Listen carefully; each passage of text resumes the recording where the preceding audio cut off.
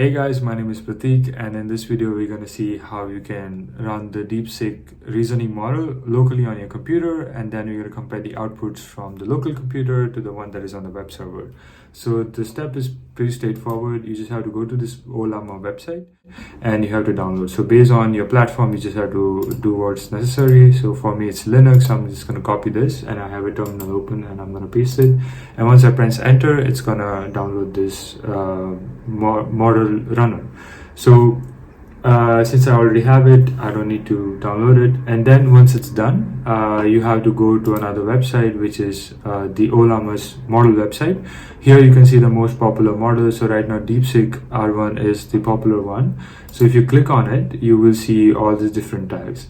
So right now the original model has 671 billion parameters, which is 400 GB. So I don't have that much space. So let's start with the smallest one. This one will have poorer accuracy and a faster running time, like a faster inference compared to these other models, since I'm running it on my computer. So you just have to copy this command and you just have to paste it.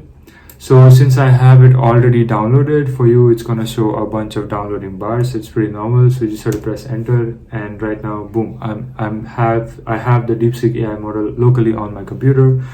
This is good because I'm not sharing any personal data and it's not going outside of my laptop.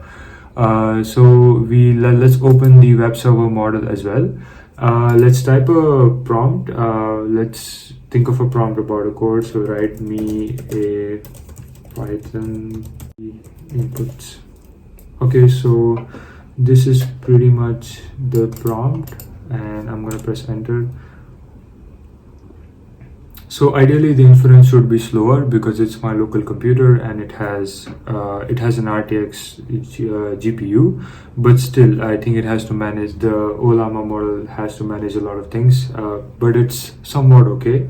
It gives a lot of information, which is partly its purpose because it's a reasoning model, so just go back and forth. But if you go to the web server page, so right now I have it open, and if I paste it, ideally it should give me a ChatGPT like response. So yeah, it has given me a function that returns the largest, and yeah, that's pretty much it.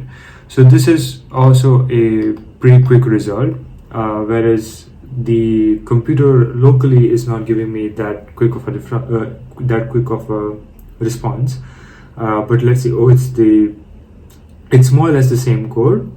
Yeah, it is more or less the same code. So this inference took a lot of time compared to the web page, but I'm pretty surprised that in spite of being 1.5 billion parameters, it gave a somewhat okay result. This was a pretty easy prompt.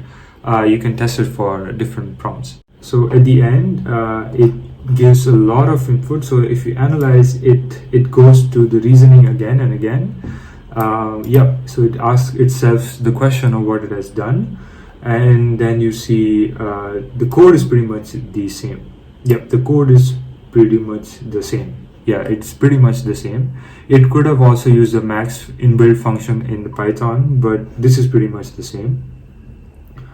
It also gives an explanation, which is pretty good. This is really good for a 1.5 billion parameters. Again, the prompt was a bit simple.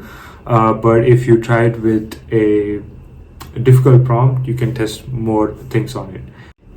So that was it, guys. Have a good one. See you next time.